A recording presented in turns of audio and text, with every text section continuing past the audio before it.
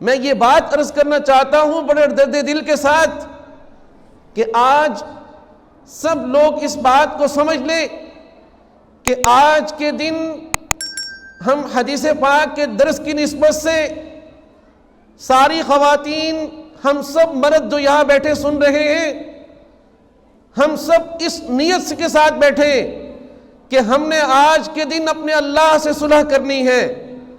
اگر ہماری اللہ سے صلح ہو گئی، اگر آج کے دن ہماری اپنے اللہ سے صلح ہو گئی تو یقیناً یہ ہماری بہت بڑی کامیابی ہوگی۔ آپ مجھے خود بتائیں، اپنے دل پہ ہاتھ رکھ کے بتائیں کہ کیا کوئی انسان کہ جس کو اللہ بیماری سے نہ بچانا چاہے وہ بچ سکتا ہے؟ نہیں بچ سکتا۔ اگر اللہ کسی کو بھوکا رکھنا چاہے تو کیا سیر ہو سکتا ہے؟ اگر اللہ کسی کو پیاسا رکھنا چاہے تو وہ کیا سیراب ہو سکتا ہے؟ یہ ممکن نہیں ہے۔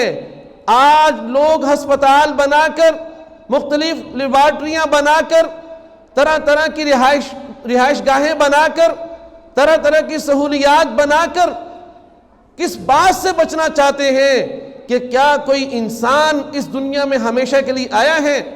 کیا کسی انسان نے یہاں پر ہمیشہ رہنا ہے؟ یہ ممکن نہیں ہے۔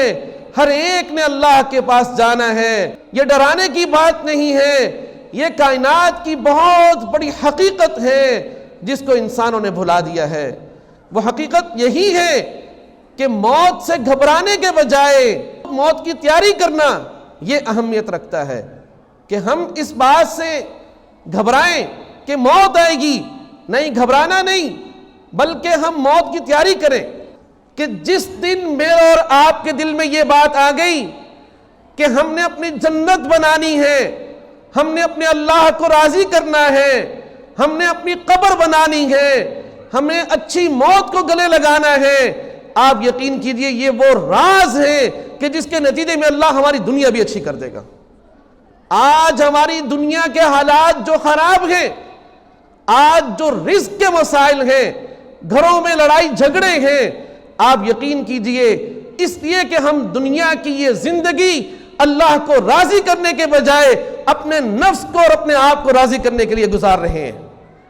جب ہماری فکر اپنے من کا پاپی پالنا ہوگا، جب میری فکر اپنے من کو راضی کرنا ہوگا، اپنے دل کو خوش کرنا ہوگا، اپنی آنکھوں کو ٹھنڈا کرنا ہوگا، مجھے رب کی فکر نہیں، مجھے جنت کی فکر نہیں، مجھے اس قبر کی فکر نہیں جہاں ہر ایک نے اکیلے رہنا ہے، اور مجھے اس موت کی فکر نہیں جس کو سب نے گلے لگانا ہے، یہ دنیا کی زندگی بھی خراب گزرے گی۔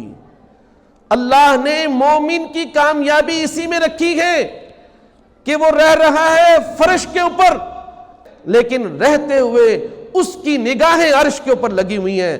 اس کی نگاہیں وہ موت کا وقت کی تلاش میں ہے کہ جب مجھے موت آئے ایسا نہ ہو کہ میرے چہرے پر داڑھی نہ ہو، جب مجھے موت آئے ایسا نہ ہو کہ میں کوئی گناہ کر رہا ہوں، جب مجھے موت آئے ایسا نہ ہو کہ میں کوئی اپنی آنکھوں سے کوئی بدکاری کر رہا ہوں، کہ ایسا نہ ہو کہ جب مجھے موت آئے تو میں نے کسی کا مال دینا ہو، کہیں ایسا نہ ہو کہ جب مجھے موت آئے تو میں کسی کبیرہ گناہ میں مبتلا ہوں۔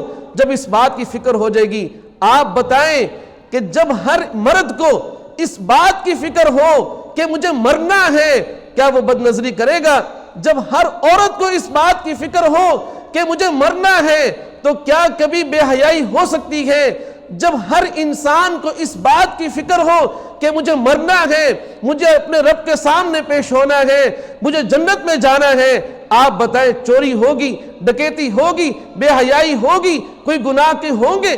یہ سارے گناہوں کی جو مصیبتیں اور یہ سارے لڑائی جھگڑے، یہ سارے قتل، یہ غارت گری اور یہ لوٹ مار، یہ چوری ڈکیتی، یہ زنا، یہ شراب، یہ جتنے امراض ہیں، یہ دلیل ہے اس بات کی کہ ہمیں موت کا خوف ختم ہو گیا ہے۔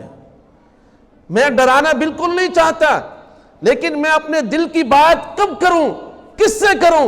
یہی موقع ہوتا ہے۔ آپ یقین کیجئے، میں آپ کو نہیں کہہ رہا، بات بول رہا ہوں، لیکن سب سے پہلے میرے کان سن رہے ہیں، میرا دل سن رہا ہے۔ آج اگر ہم نے بخاری شریف سامنے رکھ کر اگر ہم نے دینی ادارے کے اندر بیٹھ کر دین کی نسبت سے بیٹھ کر آج کے دن اگر ہم نے اپنے اللہ سے صلح کر لی تو ہم کامیاب ہو گئے. نفس إن لم تظفري لا تجزعي وإلى موعد